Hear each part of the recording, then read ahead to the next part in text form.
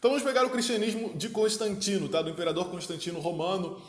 E Constantino ele vai e cria Constantinopla. E Constantinopla, você tem aí uma construção de uma sociedade que tem por natureza a consolidação do Império Romano nas mãos de Constantino. Constantino lutou com os outros imperadores romanos. Roma fica dividido, o Império Romano fica dividido entre 3 imperadores e Constantino é o unificador de uma nova ordem militar. E quando ele unifica essa nova ordem militar, ele coloca o cristianismo, que até então era uma religião marginalizada e perseguida, ele coloca o cristianismo como uma religião fundamental do Império. Ora, por que ele faz isso?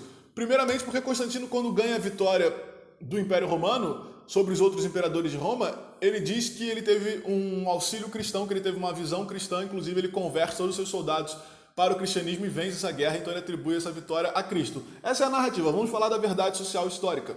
A verdade é que Constantino, obviamente, com toda a sua equipe militar e social, sendo um imperador criado para o poder, ele entendeu que você remover os mitos dos deuses romanos, dos deuses greco-romanos, você acabar com a estrutura de Zeus, de Afrodite, de Poseidon, dos titãs, você acabar com Cronos, com Gaia, você reconstituir a ordem, tirar Atena, tirar os faunos, tirar Apolo, tirar Hermes, tirar toda essa estrutura cosmológica e ia deixar as pessoas sem parâmetros de regimento da sua ordem diária de organização da vida. Porque a vida de uma pessoa é orientada sobre os mitos religiosos, até hoje, os feriados, as morais, as leis, o que pode e o que não pode, se pode aborto, se não pode aborto, se pode pena de morte, se não pode pena de morte. Tudo isso é pautado em normas religiosas, tá? Se você não entendeu isso, você está precisando estudar mais a estrutura histórica. A norma moral que incute, que constrói uma ordem jurídica civil, a ordem jurídica civil é sempre encabeçada por uma ordem normativa espiritual moral. Tanto que a Constituição brasileira diz sobre a proteção de Deus, criamos a República Federativa Brasileira, um Estado democrático de direito, sob a ordem de Deus. A Constituição americana fala sobre Deus. Deus é sempre o valor moral que está sendo colocado para a emanação de poder. O faraó do Egito, há 6.000 anos atrás, ele tinha Deus como fator de poder. Os imperadores, reis babilônios tinham Deus como fator de poder. Você tem o Código de Hammurabi, que é o Código Babilônio, está dizendo que o Deus revelou ao rei Hammurabi as normativas, assim como Moisés, quando institui a lei dos hebreus em Israel, e quando os sacerdotes israelenses passam a aplicar a norma de poder, está dizendo que Deus revelou aquilo ali pela Torá. Sempre Deus é revelador de uma ordem moral jurídica, é preciso que você tenha esse entendimento. Então, quando você tem a mudança de uma ordem moral jurídica, você precisa mudar o Deus. Quando você tem a mudança de uma ordem moral jurídica, você precisa mudar o Deus. Isso é muito claro, isso é muito categórico.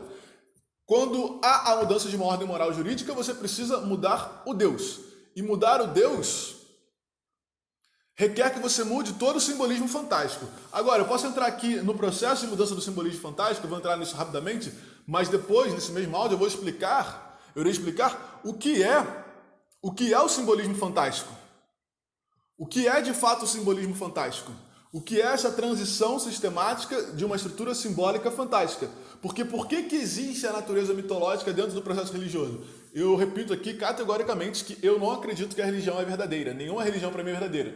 Não importa quão recente ou antiga. Eu não acredito que os fenômenos do espiritismo são reais. Eu não acredito que os fenômenos espiritistas do espiritismo sejam reais. Eu não acredito que os fenômenos do espiritismo sejam reais. Eu não acredito que os fenômenos do catolicismo sejam reais, nem do protestantismo, nem do cristianismo, nem do judaísmo, nem do Hare Krishna, nem do hinduísmo, nem da Seishonoe, nem do budismo, tão pouco do I Ching, tão pouco do candomblé, da Umbanda. Eu não acredito que esses fenômenos sejam manifestações reais.